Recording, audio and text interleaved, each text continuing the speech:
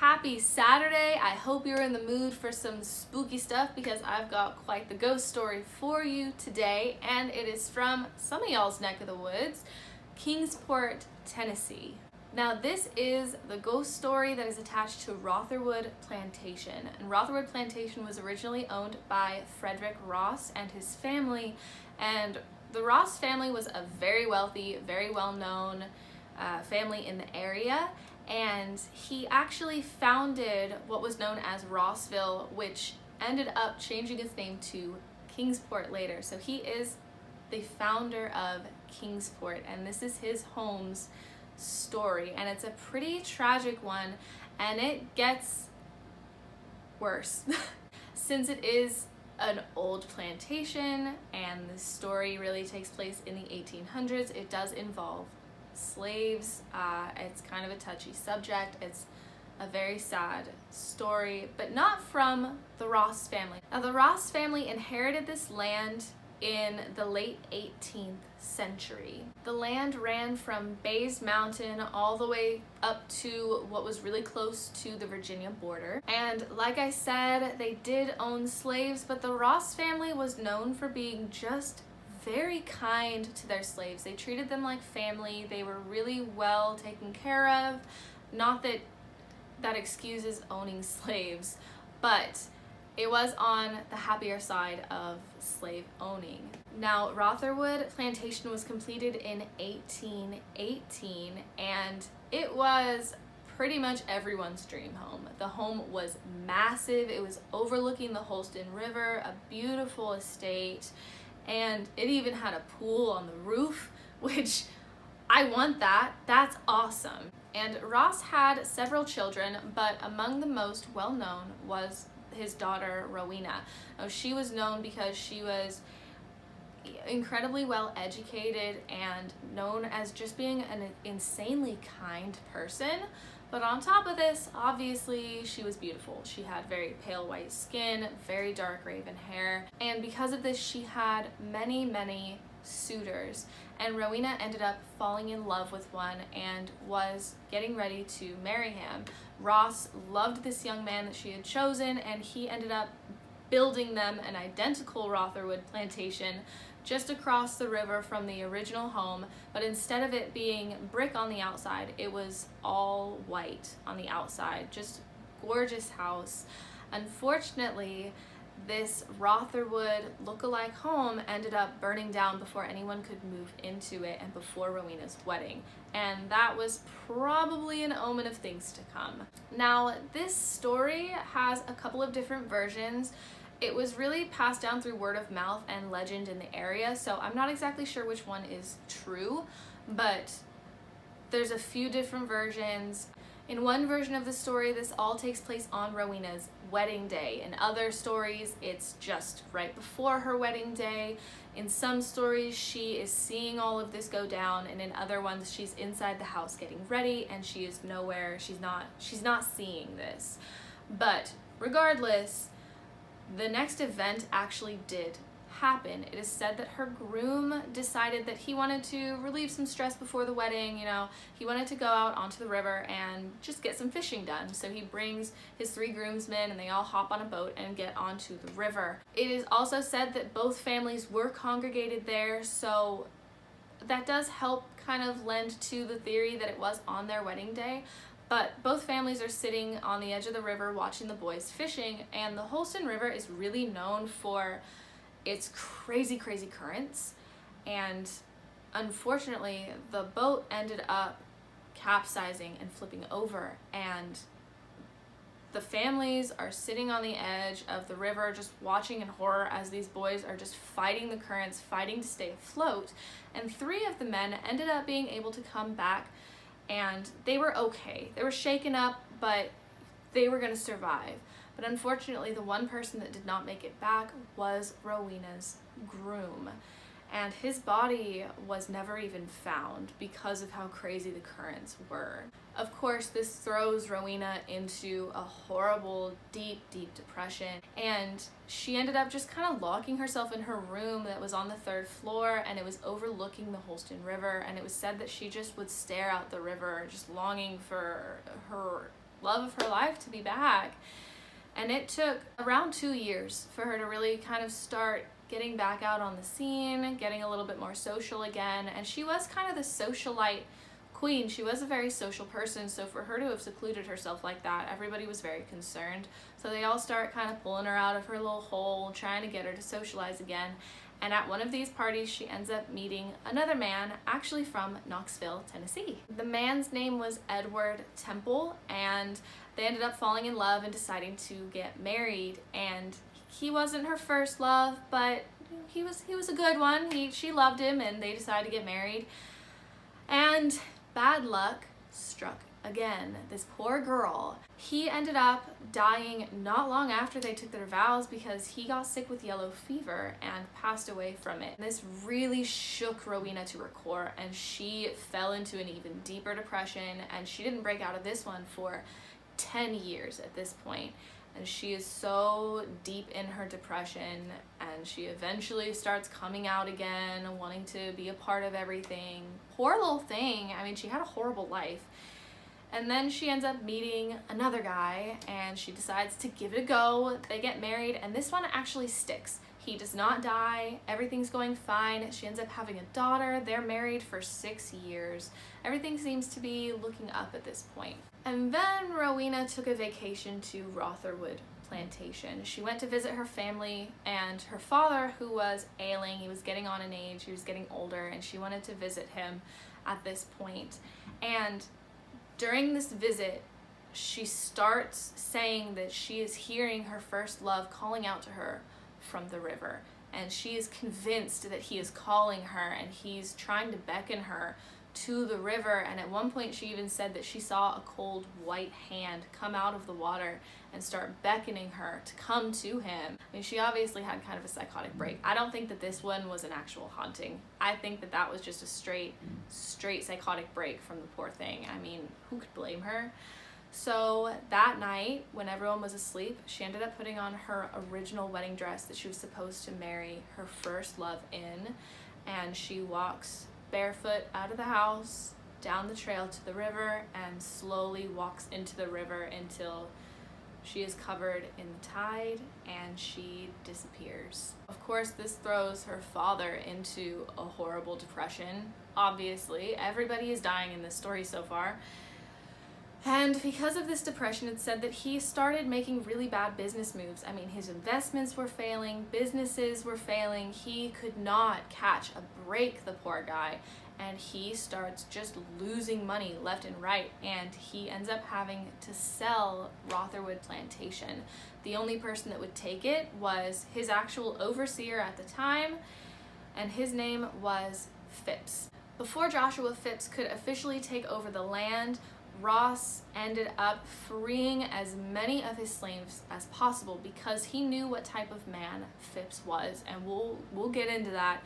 But he freed as many as possible, trying to get all of them out of the situation, and the rest that he couldn't free, he ended up having to give to Phipps. These freed slaves ended up settling in an area in Hawkins County called Zion Hill, and actually one of these freed slaves was the ancestor of famous singer Diana Ross.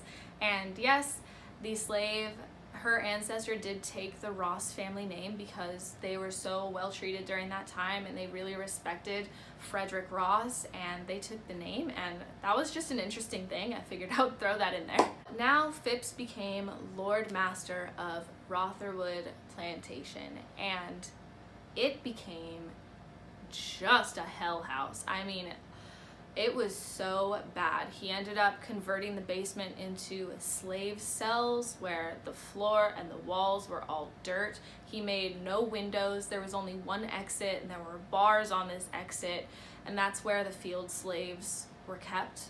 And there was no protection from the winds or anything, so there weren't any windows or anything on the one exit. So they were freezing during the winters, and then they were just sweltering hot during the summers. It was a horrible situation for them to be in.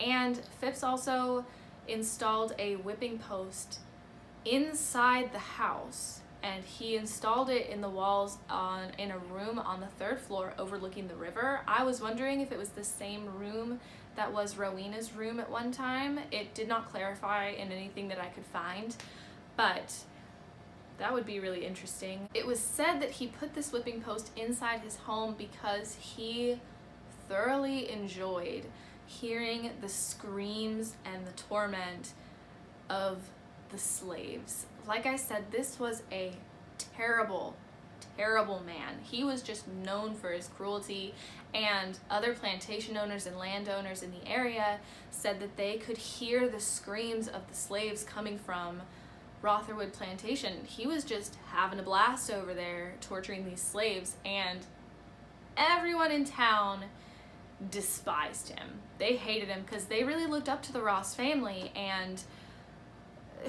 to have this man take over that was so unbelievably cruel, the townspeople just hated his guts. Phipps even had a mistress at this point in his time, and his wife knew about it, but she was too afraid to speak up and say anything because he was such a cruel man. I mean, I wouldn't put it past him to have also been horribly abusive to the wife, so she didn't say anything about it. But his mistress was a one-time slave, and she was half black, half white, and unfortunately it was said that she was even more cruel to the slaves than Phipps was, and he really enjoyed that. That's why he took her as a mistress, because she was so cruel to these men and women, and they would just torture the slaves day and night. It was just their form of entertainment. Phipps also had a daughter named Priscilla, and she ended up falling in love and actually marrying a young man. He had been a farmhand on the plantation, and it was well known that Phipps did not like this guy. Eventually the Civil War struck, and Priscilla's husband ended up going to fight on the front lines of battle, and Phipps took it upon himself to hire some people to make sure that his son-in-law died in the fields. And Phipps even told Priscilla, he told his daughter, he was like, yeah, I had your husband killed, he's dead. And he explained in graphic detail what had happened and why he had it done and why he hated the man. Priscilla ended up dying of depression at only the young age of 20 because of all of this. In 1861, Phipps ended up falling ill with some kind of sickness that the doctors could not quite pinpoint. They weren't sure what he had. He was very feverish, he was in and out of consciousness, and afraid if it was contagious, they ended up moving him out of the family home because they didn't want anyone else to get infected with this mysterious disease. And they had a young slave boy assigned to him to fan him if he got hot and just overall take care of him, pay attention to him, make sure that he is okay. Phipps ended up lingering in this state for a few days before eventually passing in a very horrific way, if it is true. We'll get into what I actually think happened in a second, but let me tell you the actual legend behind how he died, because it is a really messed up thing that they have decided happened. So it is said while the slave boy was fanning him at one point because he was extremely hot and he was unconscious, it's said that he snapped awake suddenly and was just staring in horror behind this slave boy, looking behind him. So the boy ends up turning around to investigate and see what he's looking at, and he sees a cloud of flies. And this cloud is getting darker, it's getting bigger, hundreds and hundreds of thousands of flies are gathering in this room. Blech, gross. Eventually, this cloud ended up just swarming Phipps, and Phipps starts screaming because hundreds of thousands of flies are landing on your face at one time. That's horrific. And it's said that they started burrowing into his ears, they're going up his nose, they're crawling over his open eyes, and because he was screaming, they start piling into his mouth and going down his throat and into his lungs. And it's said that he started choking on these flies, he starts convulsing, he can't make a sound, and the boy ends up snapping out of it, running to go get the doctor, and the doctor runs back to find Phipps, and Phipps had already passed, and his face was frozen in terror. and there was not a single fly in the room. Now, that's a horrific story and all. I don't think that's what happened. I just think that since he was away from the home, the slaves took their opportunity to smother him, and they came up with this story to protect the slaves. I'm sure the doctor knew what happened. I'm sure his wife knew what happened, but they hated the guy. No one liked the guy. And I think that since the slaves took revenge, they were just like, good for you.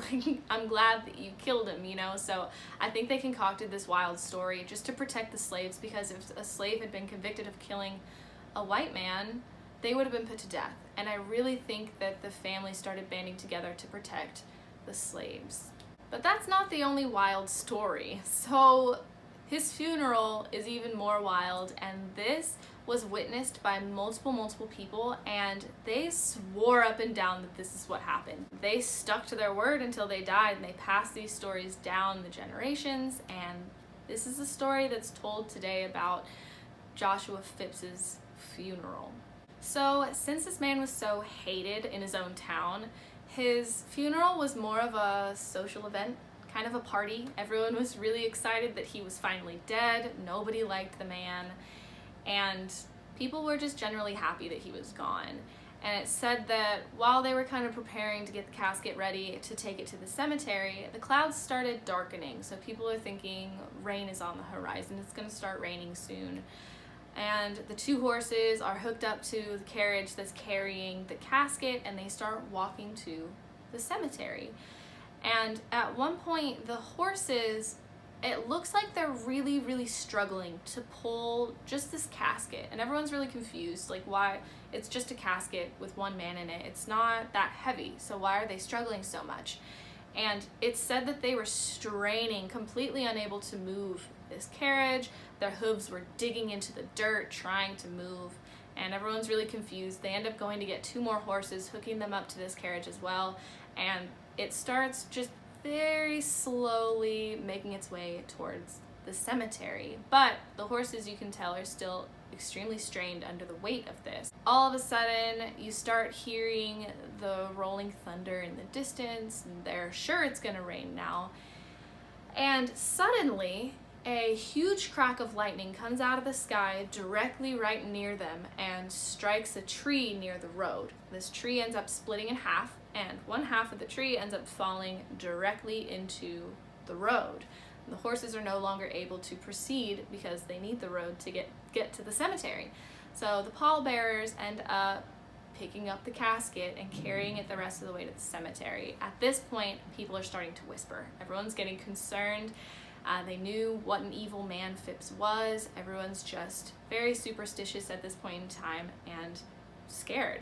So they take the casket to the cemetery and put it down, and the priest starts the ceremony, and all of a sudden they start hearing rushing water, and they look over to the river that's right near the cemetery, and it's just gushing, like it's rapids going down. It's going so fast that it's churning up all this mud, so the water is just brown, just rushing down this river. And this is another point where the story kind of splits. There's two different versions here. I'm gonna give the crazier version first because it's very entertaining. It said that the people are very distracted by the river, and then they start hearing the casket. So everyone turns to look at the casket, and it's said that the casket was vibrating and moving, and you can hear, it sounds like something is in the casket trying to get out. They could hear claw marks on the inside. Everyone's freaking out staring at this casket, when all of a sudden the door just flies open and this huge black dog leaps out of the casket, and I told you this is wild, and it's just staring down these people that are at the funeral, and it snarls at them, and then it decides to turn around and it books it into the woods that were near the cemetery. And it's said that the casket was completely unharmed through all these events. Phipps was still laying in his casket unharmed, and they just close the lid, quickly finish the rites, put him in the ground, and turn away and leave. The other story is They were distracted by the rolling rapids, and when they turned back to the casket, there was a very large black dog standing next to the casket. That seems a lot more likely, a lot more reasonable. And it's said that the dog snarls at them, and same thing, turns around and runs into the woods. They hurry up with the last rites, put him in the ground, and leave. And it's said that while they were walking away from the cemetery, they start feeling the first drops of rain, and they hear rolling thunder. And it is said that intermingled in the sound of the thunder was what they swore was Phipps laughing. And they swore up and down that they could hear in the thunder, not just like behind them, not in the ground. They heard it intermingled in the sky with the thunder was his laughter. I'll leave it up to you what you think is true or not. Now, 2 weeks after the funeral, the family is going about their regular business when stuff starts happening in the home. They say that things are moving in the home. They see shadows moving in the corners of the home. They start hearing what sounds like a big animal running through the hallways. And it's said that while they were trying to sleep, something was ripping the sheets off of them in the middle of the night. So nobody's getting any sleep. They eventually move out of the home, terrified. They claim this home is 100% haunted at this point. Even the slaves on the property started claiming that Phipps and a very large black dog with glowing red eyes was coming to them in the middle of the night and just terrorizing them every night. They weren't getting any sleep. They were just terrorized by Phipps and this big black dog all night long. So finally, the overseers of the slaves have had enough. They're just fed up with these stories. They're angry at them, and they're like, we're gonna prove that Phipps is dead. So they decide to go and dig up Phipps's casket to show the slaves that he is still inside the casket. He is dead. He can't be there. They just want to put it to rest, just like Phipps was put to rest. So they begin digging up this casket. They bring it up. They have all the slaves gathered, and when they open the lid, Phipps is not inside. He is not in there. And they said that the only thing that was inside the casket were a few long black animal hairs. Yikes. After pulling him up and realizing he's not in there, they start getting really confused. Even the overseers are confused because the ground was not disturbed. No one had dug up this grave since he had been put to rest. So everyone is just on edge at this point. The slaves, they can't calm them down, and this results in a riot. The slaves end up revolting. They go to Phipps's grave and just desecrate it. They're pissed. They're just doing anything that they can to fix the situation. So they just destroy his headstone, they're destroying his casket, and then they grabbed his mistress, who, she didn't have a name, but they did have a name for her. It was the mulatto woman. That's just what her name was. Don't come at me. I'm not racist. She was half black, half white. They just called her the mulatto woman. So they ended up coming after her, and they beat her to death, and nobody was ever able to find her body. I'm assuming they probably threw the body in the river, but they finally took revenge on her because she was even worse than Phipps. So they finally put that to rest and killed her. The home, over the next few decades, ownership just switched hands multiple times. It had been sold multiple times until it finally landed in the hands of a prominent OBGYN. And she ended up starting renovations on this house, fix it up, make it more modern. In the articles that I read about Rotherwood Plantation and all of this, one of them had supposedly a family member of the current owner of the home. He claimed that he was a family member, and he said that she has never experienced anything paranormal, no ghosts, nothing ever happens in the home. But this next story doesn't really have to do with her. She did not see this go down. It was a worker in the home that this had happened to. So I'm not sure if this actually happened or not, but I'll let you guys decide. So she was having renovations done, and she had 2 workers downstairs in the basement, which is where the slave cells were originally. And she had a friend over. They were just upstairs having a good time while the workers were working downstairs. So they're working down in the basement, and all of a sudden, one of the coworkers just all of a sudden looks at the wall behind the other worker, and he's frozen in fear. The other guy is like, dude, you good? Like, are you okay? What's going on? And he's just wide-eyed staring at the wall, and all of a sudden he screams, jumps back, falls on his back, rolls over, and just runs up the stairs, runs past the current owner, gets in his van, the work van, and making gravel fly under his wheels, books it out of the driveway. And everyone's really confused. Nobody saw what happened. Everyone's just like, what on earth was that? A little while later, the guy finally composes himself enough to tell his coworker what had happened. Now, supposedly, while he was working, he said he couldn't shake this feeling that somebody was watching him. He just felt like someone is watching us right now, and it was really, really irking him. So he ends up looking up the wall, and there he sees a man in a dark suit suddenly materialize out of the wall. And next to this man is a huge black dog with glowing red eyes.